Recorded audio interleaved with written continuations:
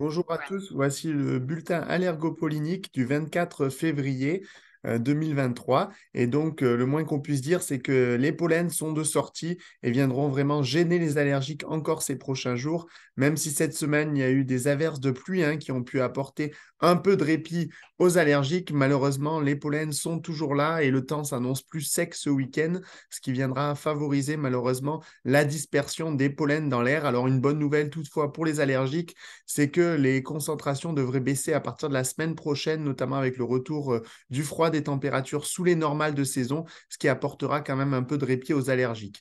Ici, on voit donc un risque d'allergie élevé, comme vous pouvez le voir ici, pour les aulnes et les noisetiers sur une grande partie du pays. Le risque est maximal sur quasiment toute la France, d'où cette couleur rouge de sortie.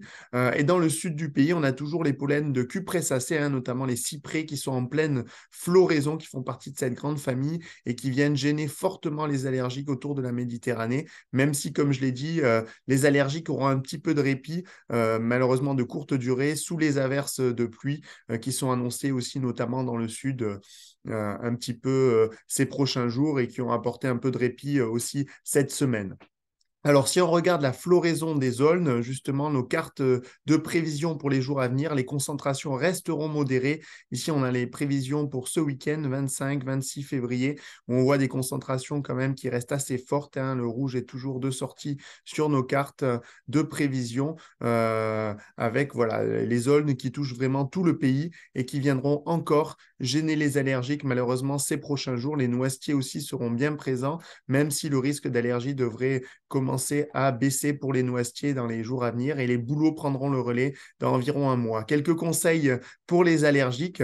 Bien sûr, on vous conseille de suivre nos risques d'allergie, l'évolution de la carte de vigilance régulièrement qu'on met à jour sur notre site pollen.fr. Et puis, bien sûr, aussi vous rincer les cheveux parce que les pollens se collent sur les cheveux. On en respire toute la nuit si on ne sait pas rincer les cheveux tous les soirs. Pensez aussi à aérer votre logement le matin tôt ou le soir tard quand il y a moins de pollen dans l'air. Pensez aussi à fermer les fenêtres en voiture pour éviter que les pollens ne rentrent dans l'habitacle. Pensez aussi à faire sécher votre linge plutôt à l'intérieur qu'à l'extérieur pour éviter que les pollens aussi se collent sur le linge. Évitez bien sûr d'aller faire du sport en plein air si vous êtes très allergique aux pollen en cette période où beaucoup de pollens sont présents dans l'air. Et puis bien sûr, prenez bien vos traitements et consultez un allergologue ou un médecin si vous avez des symptômes trop forts. Bon courage à tous et rendez-vous la semaine prochaine pour le prochain bulletin allergopollinique. Merci.